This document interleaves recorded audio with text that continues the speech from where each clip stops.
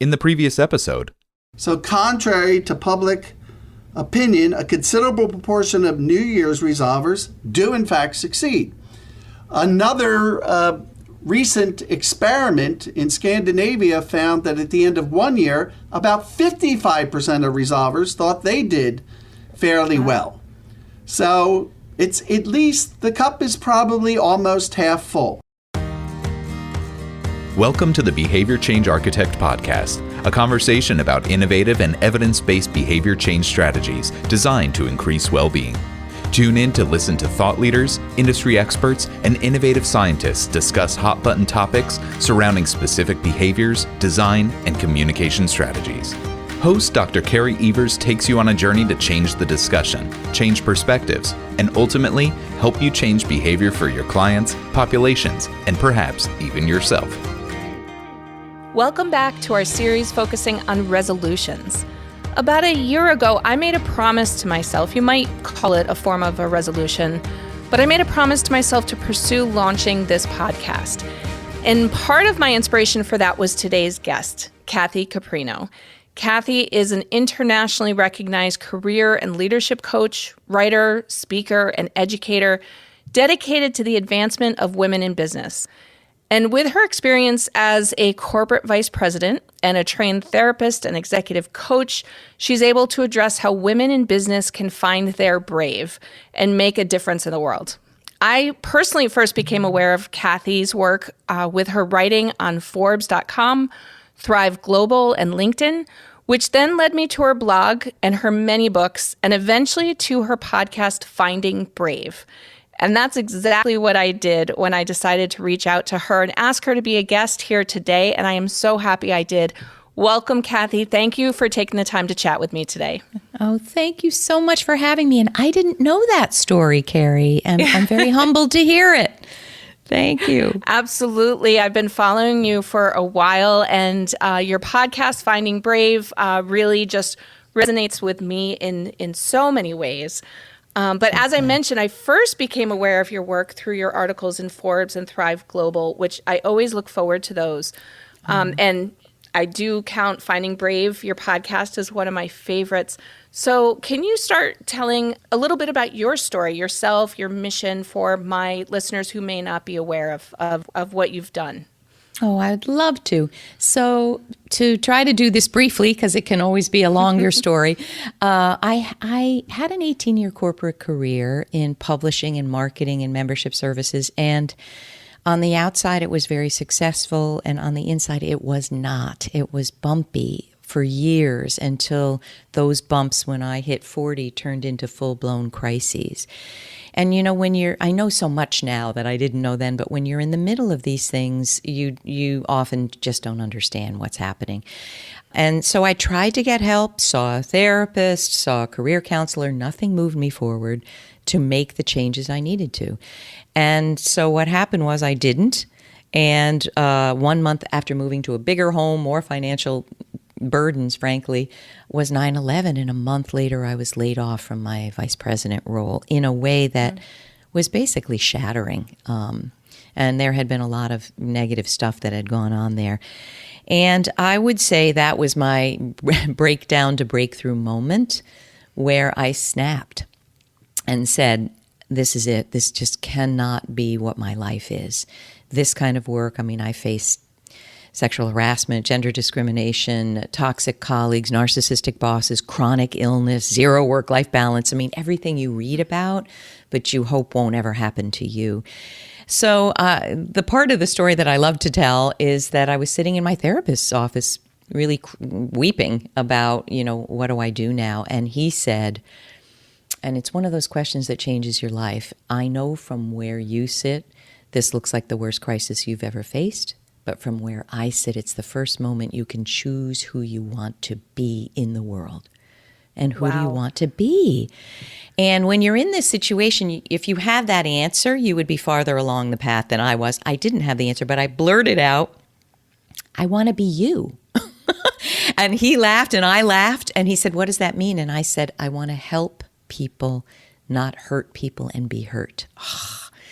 So from that conversation, and we're talking 2001, he said, I think you'd make a great therapist. And I won't bore you with the details, but I became a therapist, marriage and family therapist. And that was an incredibly life-changing journey. And then I found coaching.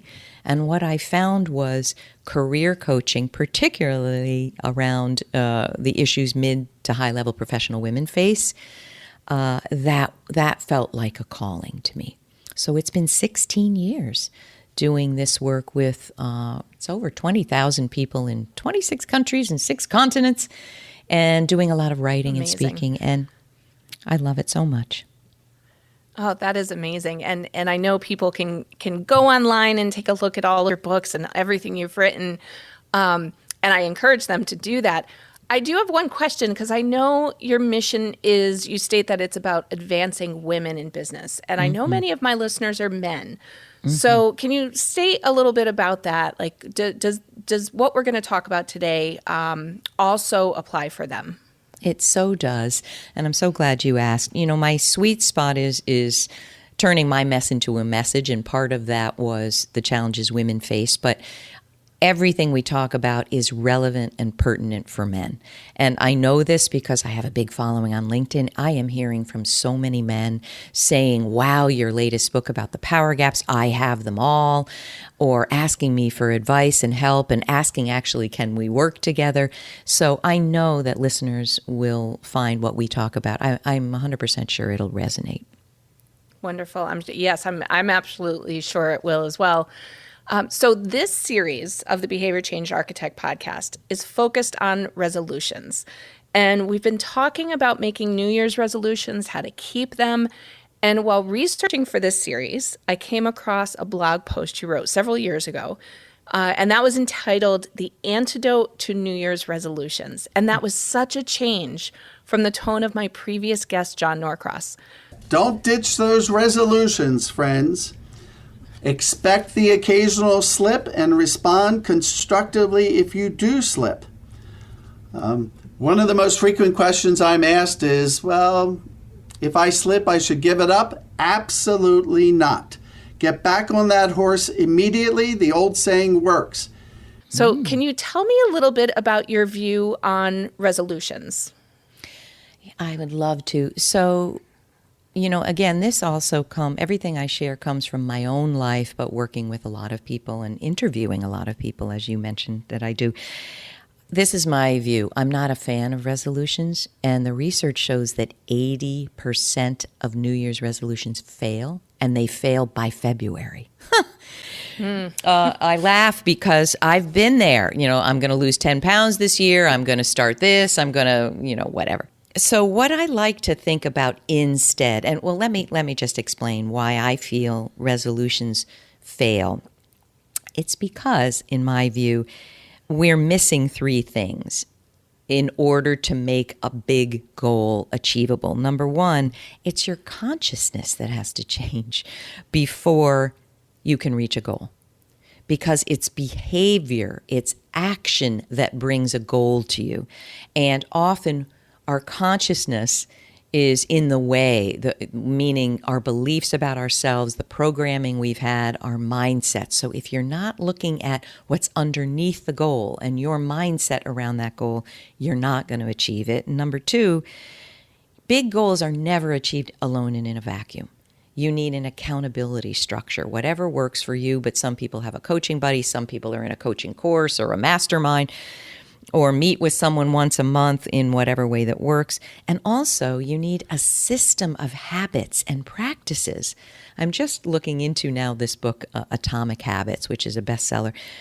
It's wonderful, but it talks about the habits that you form that are going to make or break your success in what you really want. And the third thing that makes resolutions fail is that you're actually scared to death and completely resistant to achieving this goal. And there's a wonderful book, Gay Hendricks' book, The Big Leap, about the upper limit barriers that all of us have to how much wealth and love and success and joy we feel we deserve. And if the thing that you're going for is above that upper limit, you're going to find a way to sabotage it. So what we'll talk, I'm sure, about what to do instead. But I really think for me, I've stopped calling them resolutions. I have goals. I do have a few key goals, not 100 of them. I have 2 or 3 key goals for my business, for my life. But I also love looking at it as what is the theme, the one word or phrase that I want to expand in the next year. And then how am I going to do it? That's the way I think we achieve the bigger goals that we're looking for. Oh, that's so interesting. So if I, as a client, came into you and said, oh, I want to set some New Year's resolutions, and I say this in December or November, what would you recommend? You touched on this a little bit, but what would you recommend to that client rather than making a resolution?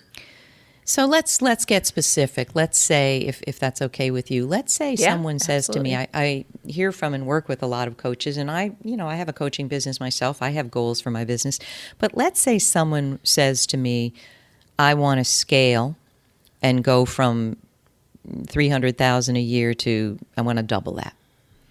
I'll say sounds like a great goal, but before we just nail it, that's what you want, let us tease it out. What is it that you want, and what is it that you really want? Because I find this even in career coaching. Someone will say, I know what I want. I'm in HR in a large corporate environment, and I want to go to nonprofit. They don't really want to go to nonprofit. They think they do, but they think they do because they think it's going to be rewarding. So if I just allowed that to be, okay, you want to be in nonprofit, and didn't question, why do you want that? What's underneath the goal? What is really the hope for your life? Then you're probably going to be heading in the wrong direction. So if someone said, I want to scale, I'd say, great, can we step back and can I hear you talk about your business? Where are you today? What is working? What isn't? How did you pick doubling the money? I would help them tease out what they really want. And I'd also help them tease out everything that interacts. So their relationship with money, how their business is working, what they like about their business, what they hate about their business. So it may not be doubling their revenue. It may not be what they want. Maybe they want to stay at that revenue level, but have more free time. So we would tease it out. We'd look at what they really want and then start fleshing out what are the steps to get to where they really want to go. It's fascinating because I've seen you write about a term, soulful commitments. Mm-hmm. And is that kind of what you're getting at with that, in terms of really teasing out what that commitment is rather than making a, quote, New Year's resolution? That's part of it. So I'd love to define that. I have a spiritual approach to life, not religious, spiritual, where I believe that there is a higher self and a lower self. And the higher self is not based on the ego. It's not based on how many followers you have on Instagram. It's not based on metrics. It's based on higher level wisdom, where you feel connected in your soul to what you're doing. So part of that is passion, power, and purpose. Those are 3 words I adore and 3 ingredients that I never had in my 18-year corporate career. I had no passion for it. I had no purpose, and I certainly had no power. So when I talk about soulful commitments, I'm looking at with the individual, where does your heart light up? Where do you want to be of meaning? Where do you want to make the impact? What are the things that you read about or hear about on the news that make you want to do something? So these are ways that we uncover what I'm really passionate about. So many people have lost it. They've lost sight, and that's one of the power gaps, of their thrilling dream for their life. They're just slogging through. And often they're slogging through in environments that are hurtful to them, with people they don't respect, who don't respect them back. So I think in order to assess what you really want, you've got to engage your soul. And your soul and your higher self know things that your ego won't let you think about. So yes, the soul commitments, the soulful commitments are those things that are going to make you light up from the inside out. And why do we need those? I think one reason 80% of New Year's resolutions fail is they're external. I want to lose weight. Why do you want to lose weight? Often people want to do it because they want to look better. It's not necessarily that they want to feel better or they want to be more fit. It's these external judgments that they are internalizing, but it may not really be something they're truly connected with. So that's the whole idea. What does your soul want, and where is the passion, power, and purpose, and how do we connect to that? And on a personal note, I have to say that some of the things I've read and listened to you speak about in terms of those soulful commitments and everything you just spoke about is where this podcast came from. So I can completely relate to a lot of that. And so many of my listeners are not necessarily going to be able to go out and hire, a career coach or, a coach on a personal basis. And many of them are actually in the position where they're working with their employees or their population. So how would someone go about this if they can't have a coach or a therapist kind of walk them through this process? So you mean in setting up goals that they care about? Well, I would say, and I completely understand, we all have our own budgets and needs.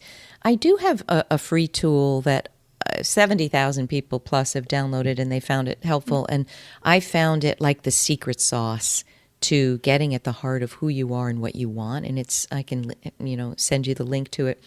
I call it my career path self-assessment. It's 11 pages of questions I wish someone had asked me 40 years ago. And if I had answered them honestly, I swear I don't think I would have made some of the really bad career mistakes I made.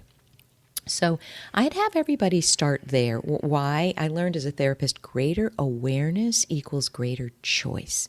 You can't choose to change or improve what you're not aware of. So I would have everyone answer these questions. So for instance, it's every job you ever had, what you loved, what you hated, your biggest struggle, your biggest achievement. And also, it helps you think, what do you want to bring forward from those experiences? A lot of people who've been working a while totally forget that their second job was their most favorite, that they would have rated it a 10, whereas all the subsequent jobs, they're rating a 2 or a 3 in terms of satisfaction, right? So it helps you understand, wait a minute, I was doing things that helped me feel lit up from the inside. It also asks you, what are your standards of integrity? What are your non-negotiables? These are things we have to understand before we set any goal, right? And it also asks you to think about, what have you dreamed to do and be? And how are you talented? Uniquely talented. Now, this is one of the biggest power gaps. An enormous amount, in fact, 63% of the people who filled out my survey said they can't recognize their special talents, abilities, and gifts. Oh, wow. If you don't recognize how you're special, how you're unique, what you have to offer that is of value, your goals are going to be heading in the wrong direction. So I'd start with this career path assessment. Then I'd say 2 things. What would you, rather than a New Year's resolution right now, what about a theme for the year?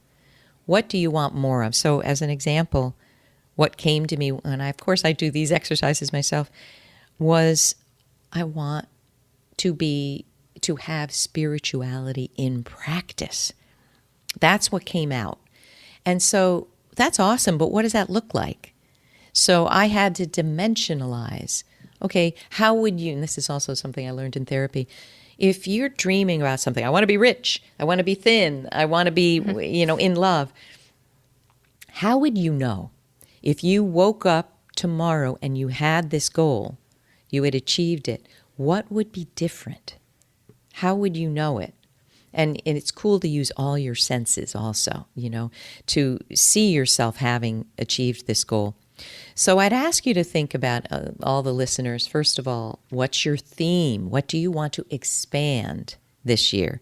And then break that down into how are you going to do it? And I do, again, want to encourage people, a goal doesn't happen, an achievement doesn't happen kind of in isolation. A goal interacts with everything. So do you have the people in your life that are going to support that, right? Do you, if money is involved, what's your relationship with money? What is going to be the accountability structure? That kind of thing. So you want to think about the theme. You can certainly build action steps as goals, but then you're going to want to tease out, what is in the way of me really doing this? It's fascinating to hear you talk about thinking about how you will know you've achieved that. Like, where will you be using all of your senses? In the behavior change science area that I work in, we call that self-reevaluation. You know, thinking about how will you see yourself? What is it going to bring to you if you reach that goal? And, you know, it sounds very similar to a way of thinking that we use when we're developing interventions. So I love hearing that. You also mentioned power gaps. And as a businesswoman, I loved your book, The Most Powerful You. Thank you. And in that, you outline 7 power gaps that you say the majority of women in business experience at least one of. I can personally say I could relate to most of them in one way or another. So can you, for people who haven't read that, can you outline some of those at a high level? Yes, I'd love to. And I'd love to offer just a word of context how these emerged. And they came because after working with so many men and women, a few years ago, I said to myself, what is going on here that no matter where, and I'm going to refer to women, but men, you're going to hear yourself in this too, no matter where these women called from, whatever country it was, no matter the socioeconomic education level, the career, the field, the role they played, and I work with people who are making 30,000 up to millions, how is it possible they're bringing the same challenges over and over and over again? And I decided to work in the next 6 months to address 2 questions. What is it that they are missing in their life and career that they're coming for coaching? And what is it that is happening in the coaching process that they're having a breakthrough, that they're being able to transform quickly? And the answer was this. They are missing bravery and power. Bravery, which how I define it, is the courage to look at and address head on what is not working and take accountability to change it, not blame other people, right? And the second thing is power. And I define that as the ability to act on one's own behalf, to advocate for yourself and others powerfully and be your own author of your own life. Women in particular, but men too, are really having a lack of the required level of bravery and power. So the gaps are, and I will give you from the survey the percentage of women who have these gaps. Men are similar, but several men have a lesser degree of. First is gap number 1, not recognizing your special talents, abilities, and gifts. We talked about that. 63% of women. I don't have the men's ratings here, but folks can ask me if they're interested. Number 2 is communicating from fear, not strength. That means I just can't speak up authoritatively and confidently. 70% of women. Number 3 is reluctance to ask for what you deserve. 77% of the over 1,200 people who filled this out say, I have this. Number 4 is isolating from influential support, 71%. Number 5 is acquiescing instead of saying stop to mistreatment. 48% said yes, but truthfully, in the work I do, it's a higher number, but I think people don't want to admit that they're staying silent. That's my theory. Number 6 is losing sight of the thrilling dream you had for your life, 76%. And number 7 is allowing the past to continue to shape and define you, and that's 62%.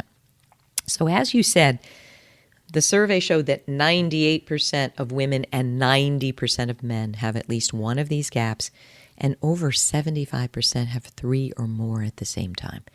And I can tell you this because I've had all of these gaps. When you have these, you simply cannot thrive at the highest level. You might be successful on the outside, but you're not going to be successful internally. Now, I know that a lot of this work was done in terms of people's work life. Mm-hmm. Do you think these lessons and those gaps are also struggles in our lives outside of work? I do. This is my belief. And it's funny, in the career coaching world, I'm not sure this is popular. Personal and professional are inextricably linked. You are a person when you show up to your professional life. So if we just flip these and thought about your your personal life, if you can't communicate at work, you probably can't communicate strongly in your relationships. If you have a reluctance to ask for what you deserve, you're not asking your children to pick up to do their laundry. You're not asking your partner to, carry his or her full share. It absolutely overlaps. I will say this, though. I know, my kids are now 24 and 27. I felt much more empowered in my personal life and my family life than I did in professional life, but the gaps were there. They were there. They just weren't so painful. So, and we talk a lot about work-life balance, and when you just said, we're a person, it's not only finding that balance, but realizing you're the same. One affects the other, and those gaps will affect on both sides, if you will. So you talk a lot about being brave. So how does being brave address those 7 power gaps? Well, in my view, again, bravery it's such a big, huge, beautiful thing. But bravery involves having the emotional fortitude to understand, first of all, that you are the agent of your life. Yes, things are going to happen. Look at the pandemic. But it's how you respond to those things. And this is, as in your work, of course, this is not a new idea. In fact, one of my favorite books is Viktor Frankl's Man's Search for Meaning. And his quote, I don't do it justice, but, he says one of the last human freedoms is choosing your way, choosing how you're going to respond to what is delivered to you. And he was in the Holocaust in a concentration camp. So to me, bravery is emotional fortitude, spiritual fortitude. It's also boundaries, having the strength to say, no, I have to put my foot down. You can't say this to me. You can't do this to me. So bravery is at the heart of orchestrating your life and showing up in a way that it's going to be satisfying at the end of your life. But again, bravery isn't enough. You have to have access to power internally and externally. Not a lot of people, 1 or 2 people have said over the past years, are you blaming the victim, Kathy, about women in the workplace? And I say to them, you're missing the point. I'm not blaming the victim. I'm trying to uplift us out of victimhood, that we are able to speak truth to power. We are able to say, no, you can't treat this person like that, or this is what I deserve. This is the salary I deserve. So bravery isn't enough. We do need the power piece as well. But it's part of the puzzle, it sounds like. It's an enormous part. It's an enormous part. And, maybe the question here is just ask your higher self, just, take 3 deep breaths and say, where do I need to be braver? Mm-hmm. I mean, I think one way to answer that question, and I talk about boundaries, people think of that as a concept, but they often don't know how to dimensionalize that in their life. Think about, right now, everybody listening, take 3 deep breaths and think about, what is the one conversation that I need to have that I am not having? We talk about, writing books, et cetera. One thing I love about writing is I interview other people, and I'm learning so much. And what comes to mind when I say that is I interviewed Dr. Neha Sangwan, who is an emergency room doctor.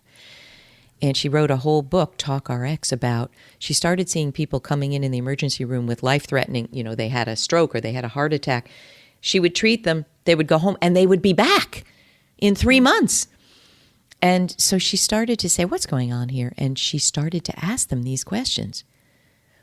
What's going on underneath this? What is the conversation that you're not having? And they always know. I need to tell my wife this. I need to tell my son this. I need to leave my company, but I can't bear to tell my boss. So I'd start there. Yeah, it's such a powerful question for people to be asking in many aspects of their lives. So as you're, we're recording this at the beginning of 2022. What do you see as some of the biggest struggles or roadblocks some of your clients may be having and many of us may be facing as we enter 2022? What a great question. I think that what we're seeing is and we read it in every headline, there is so much burnout and so much overwhelm. And I think what we're seeing now with the Omicron is there's a loss of hope that things are going to return to normal. I don't tend to use or like or encourage using that term, let's return to normal. Normal is what is appearing in front of you. There is no normal anymore. I mean, there isn't.